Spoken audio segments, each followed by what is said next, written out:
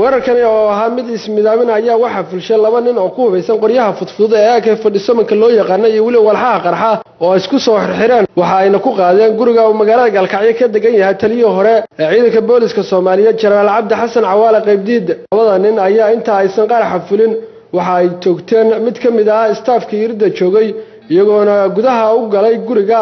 waxaana gudaha guriga ka dhacay weerar saasana u dhaxeeyay iyaga iyo waliba ilaalada iyadoona inta ay risaasantu socotay ay ku dhintay halkaasi mid ka mid ah labada nin ee weerarka soo qaaday iyadoona kii soo harayna uu isqarxiyay Jenaraal Cabdi Xasan Cawaale Qaybdiid oo halkaasi saxaafadda kula hadlayay ayaa qaraxa ku eedeeyay inay ka dambeeyaan xarakada Al-Shabaab al-Mujaahidiin isagoona tilmaamay in qaraxa dhankooda ay ka geeriyoodeen 3 askari waxa ka dhacay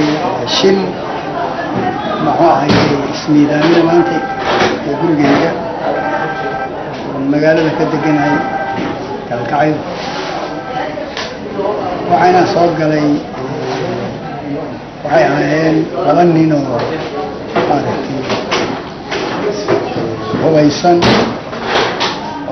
hubeysan hubka qoryaha fudud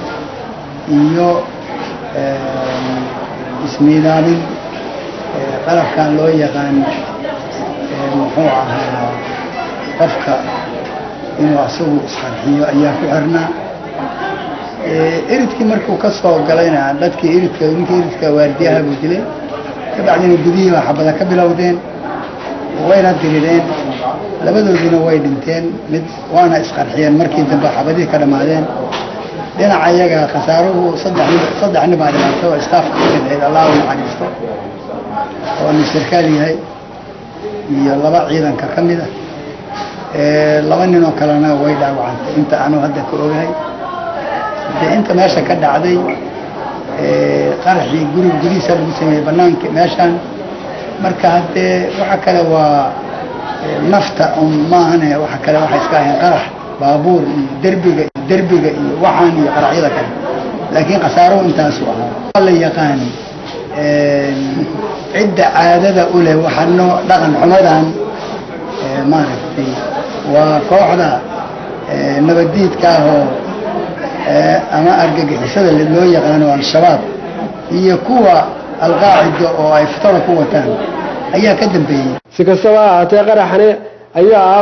kii ugu horeeyay noociisa ay ka dhacay deegaanada Galmudug waxaana la beegsaday Jenaraal Cabdi Xasan Cawaale Qaybdiid oo asagu soo gaaray magaalada Galkacyo muddo 2 bilood ka hor ah isagoona u yimid soo dhaxdhaxaadin oo dhex sameeyo mas'uuliyiinta maamulka Galmudug oo khilaaf soo kala dhex galay